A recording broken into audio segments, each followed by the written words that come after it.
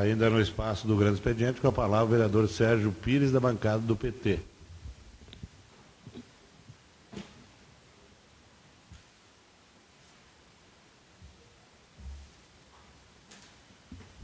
Senhor presidente, senhores vereadores, senhoras vereadoras, temos duas, demais integrantes da comunidade de Ijuí, autoridades aqui presentes, representantes da imprensa. Quero aproveitar esse espaço, senhor presidente, para agradecer a oportunidade de ter ocupado 4 sessões do mandato de vereador. Agradecer de uma maneira especial a titular deste mandato, a vereadora Rosana Tenholler, e dizer que ao reassumir a Secretaria de Administração, estarei à disposição deste poder, como de resto estou, e é a minha obrigação enquanto secretário, à disposição de toda a comunidade de Ijuí e daquelas pessoas que se interessam para que nós possamos qualificar a gestão pública, seja no âmbito municipal, do executivo, seja no âmbito mais geral, seja em todas as situações em que houver o interesse público em jogo. Quero dizer que talvez seja a última vez que ocupo essa tribuna. A gente nunca sabe o futuro, né? A única certeza que temos do futuro é que nele, em algum lugar, estaremos todos mortos. É a única certeza. O resto é algo a gente construir de acordo com o que o destino nos impõe. Mas, de minha vontade, né, não reassumirei mais nenhum momento o mandato que, de resto, não é meu, é da vereadora Rosana, ou, se fosse o caso, do vereador Concetim. E fiquei muito tempo aqui, inclusive neste local, nessa tribuna, vamos dizer assim, eu também guardo grandes recordações, além do fato de ter sido vereador durante 8 anos como titular e depois com mais de 1 ano como suplente, de também ter iniciado aqui a carreira jurídica como advogado criminalista. O primeiro júri que eu fiz na minha vida foi nesta sala, né? Hoje eu já fiz muitos júris, trago boas recordações desse trabalho, eu gosto de fazer esse trabalho, discuto essas questões que foram aqui levantadas sobre a violência, a criminalidade, né? Segurança pública. Gostaria de agregar aquilo que foi dito. Não há dúvidas de que, assim como na saúde, é importante curar, né? É importante ter aquele que vai dar o remédio quando a pessoa está doente. Mas também é importante, você sabe disso, senhor presidente, e os outros que aqui estão, que na área da saúde, como de resto na área humana como um todo, é importante prevenir. E a melhor prevenção que existe é a educação. Você terá sempre a necessidade de intervir a posteriori, porque nem todas as pessoas, apesar da educação, elas constroem uma dignidade, uma humanidade que seja para que ela possa atuar em sociedade. Mas, com certeza, a educação para a paz, a educação para a formação de uma sociedade que tenha uma distribuição de riqueza mais equilibrada, com certeza melhora muito a situação da segurança. Isto não é algo dito assim como uma opinião, como uma doxa, mas é algo que os livros e os estudiosos afirmam todos os dias. Os exemplos estão a saltar aos olhos. Países que têm grande desigualdade social, países que cultuam a violência, vide Brasil, Estados Unidos da América, como exemplo, são países que têm grande contingente de problemas dessa natureza. Para os senhores terem uma ideia, as senhoras terem uma ideia, hoje o Brasil é proporcionalmente o 2º país do mundo que tem mais presos em números relativos. A relação de pessoas presas com pessoas livres no Brasil só é menor à dos Estados Unidos da América. Contudo, a violência campeia, como está aqui afirmado, e a violência campeia também nos Estados Unidos da América. E se disserem que a pena de morte poderá resolver, em vez de prender, temos o exemplo da China. A China é o país que mais mata no mundo, dos países importantes. Mata, às vezes, a granel, como se diz, né? Com execuções coletivas de 10, 15, 20, 100 pessoas. E, no entanto, a violência também é extraordinária. Países que não têm essa pujança econômica, países que não cultuam a violência, mas que têm uma boa distribuição de renda, que investem na educação, como é o caso da Bélgica, da Suécia, da Finlândia, são países que têm índices de violência compatíveis com aquilo que desejamos. Todos nós sabemos que jamais viveremos no paraíso. O paraíso não é humano. Mas é possível viver-se melhor, e nesse país vive-se melhor. Só para dar um exemplo, para encerrar este assunto, na Bélgica, o governo está alugando, arrendando as suas penitenciárias para outros países vizinhos, para, por exemplo, a Espanha, que é mais ou menos semelhante ao Brasil, não é? Futebol, festa, touradas, violência, crack, não é? E precisa, então, agora arrendar estabelecimentos penais dos países vizinhos para lá colocar seus presos. Então, a questão é bem mais complexa, embora esses aspectos que foram aqui levantados também sejam importantes. Não tenha dúvida que a lei é um orientador para regular o problema.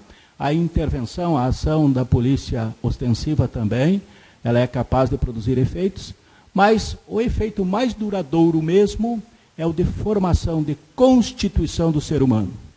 Porque se nós não somos criminosos, já se pensaram por quê? Porque nós nascemos de forma iluminada, ou porque nós recebemos uma educação adequada dos nossos pais, dos nossos familiares, das nossas escolas. Construir escola, como dizia o Brizola, não é? É você formar um futuro melhor para todos. Que, aliás, agora então, para voltar ao tema que iniciei essa discussão, este futuro melhor para todos é que eu desejo. Desejo, portanto, que aqui continuem os trabalhos com qualidade, que haja o debate democrático. Eu acredito na democracia, eu acredito nas minhas convicções. Eu faço política absolutamente por um propósito, porque eu acredito que seja possível chegar a uma sociedade melhor e eu acredito que haja um caminho. Esse lugar que eu almejo talvez não seja o lugar que outros almejam.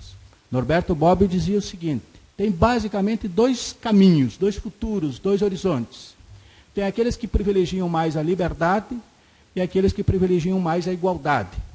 Eu sou daqueles que se dedicam a privilegiar mais a igualdade, não se esquecendo da liberdade. Mas eu acho que a igualdade, seja ela de condições, de oportunidades, você ter um mínimo a saúde, a educação, a alimentação, a habitação, é fundamental para você ser digno e você ter condições de apontar o dedo para aqueles que não se comportam e dizer que realmente eles merecem uma sanção. Porque às vezes a gente chega numa situação que não sabe o que fazer. Quando a gente vê a situação desses pobres coitados que estão numa situação desgraçada, né, com 11, 10 anos, já estão, né, viciados, já estão sendo violentados sexualmente, crescem com ódio. Imagine você com 10, 15, 9 anos ser violentado fisicamente, estar consumindo drogas, não tem pai, tua mãe não tem responsabilidade, você não conheceu o pai, teu pai está preso. Você vai esperar de quê dessa pessoa? Né? Talvez a escola pudesse, e é isso que a gente tem que fazer no sentido de revolucionar isto. Eu acredito no mundo melhor, e eu acredito que haja um caminho. Eu escolhi um caminho que é fazer política, e fazer política num partido político, e este partido que eu estou é porque eu acredito que seja capaz de produzir isto. Eu não entrei no PT porque achei a porta aberta, eu não entrei no PT para obter vantagens, eu entrei no PT porque acho que o PT, como outros partidos que são semelhantes ao PT, são o caminho para se chegar a este objetivo de uma sociedade mais justa, mais igual. Pode ser que não seja correto isso, mas tem que se me demonstrar isso no debate democrático, no debate aberto, né? Não na punhalada pelas costas, não na fofoca contra a pessoa, não o argumento ad hominem, que se diz, né, contra a pessoa. Eu gosto de debater aquilo que é dito, daquilo que é colocado racionalmente, porque às vezes uma pessoa grandiosa pode dizer uma bobagem, e às vezes uma pessoa simples pode dizer uma grande verdade. O que importa no debate democrático é o valor do argumento, né? Isso que foi dito antes aqui é importante. Embora eu defenda a igualdade, eu acredito que essa igualdade tenha que ser feita de forma democrática e através do processo legal. Eu sou daqueles que acham que as leis devem governar os homens, e não os homens governarem as leis. Sabemos que lá na Grande República funciona assim. Se cita exemplos de pessoas. Mas e quantas vezes não funciona assim aqui, na nossa realidade? Quantas vezes nós não somos responsáveis por também reproduzir no nosso pequeno mundo aquilo que é feito no grande mundo por esses grandes personagens. Nós devemos uma explicação para todos aqueles que estão próximos de nós. Mas, profundamente, mais do que tudo, nós devemos uma explicação para nós mesmos. Será que realmente estamos copiando aqueles que manipulam as leis ou estamos deixando que as leis determinem o nosso procedimento? O país é um país que tem futuro. Eu acredito muito no futuro do país. Eu seria capaz de lutar incessantemente para que uma pessoa não saísse do Brasil e fosse para o exterior. Jamais aconselharia um parente meu, jamais aconselharia um aluno meu, jamais defenderei em juízo a adoção de um filho brasileiro por família estrangeira, porque eu acredito no Brasil.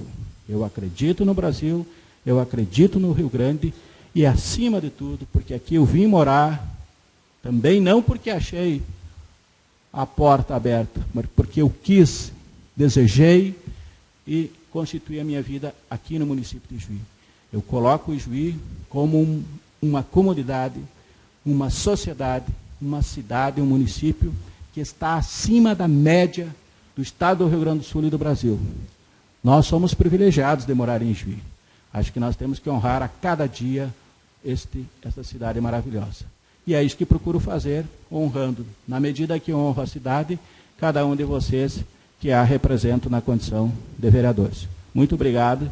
Foi, como dizia aquele saudoso, talvez de forma cínica, mas eu estou dizendo de coração, foi um privilégio conviver com vocês neste período.